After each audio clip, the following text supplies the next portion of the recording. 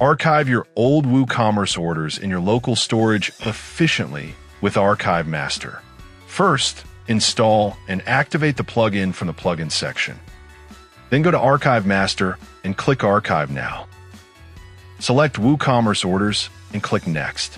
In Archive Settings, choose how far back you want to archive your data. Click Next to proceed to Archive Storage. Choose the local storage option to archive your data directly within your website's local storage. The data will be stored securely in a designated folder inside your site. If you want to archive your data remotely, you can also configure AWS RDS for storage. Watch the video above for RDS setup.